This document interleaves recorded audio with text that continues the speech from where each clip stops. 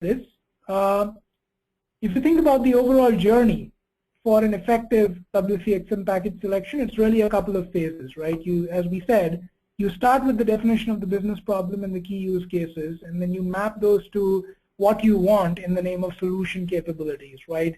So you start with saying my business use case is to increase higher conversion. How do I do that? Well, I do that by delivering more personalized experiences and by engaging people in interactions with the brand, which means I need more social capabilities and I need more personalization capabilities. Fair enough.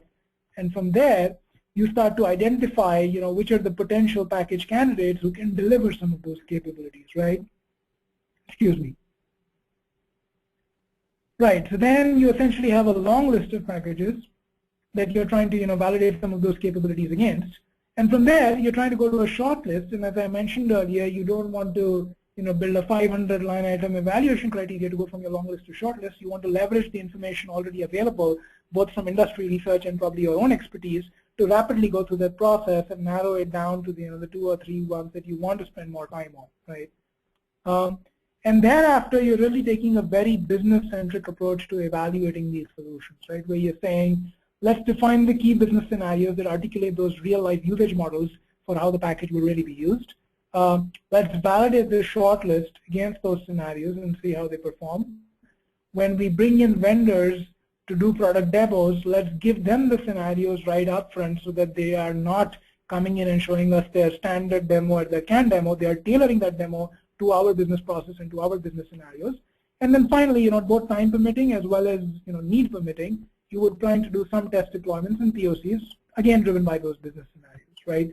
So we've been involved, for example, in bake-offs where the customer has agreed on the final 2 products in the consideration, and we've been asked to do a proof of concept to prove certain capabilities for package A versus package B.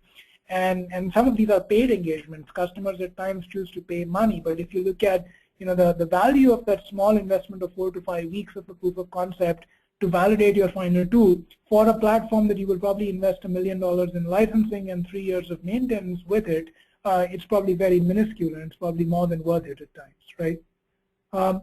And then really is where you need to bring all your stakeholders together and figure out what the recommendation is, but also drive implementation readiness. Keep in mind that a lot of this is not about technology. It is about, is your business ready to move ahead with a particular solution? Is your IT team ready to move ahead with a particular solution?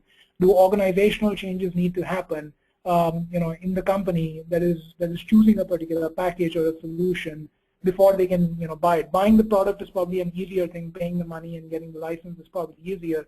The tougher part may be getting ready to implement it in terms of how they're organized, how their business is set up, how their IT is set up, and so on and so forth, right? And ultimately, that leads to a recommendation around the preferred package.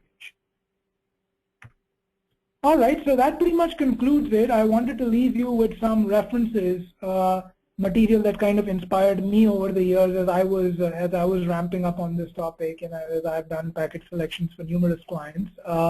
Would definitely recommend 2 in particular here from the Forrester and the Real Story group. Their scenario-based technology evaluation process, which is very in line with what I've talked about earlier about business scenarios, and also Real Story Group, for those of you who know them as an analyst firm, they have a shortlist builder tool, which is again very interesting. It allows you to almost map your business needs to one of the common scenarios for why you may choose to implement a WCM solution or a WCXM solution, and then kind of tries and map it down to say, if this is your scenario, these are the 5 products you should consider, and so on and so forth. So would definitely recommend taking a look at those.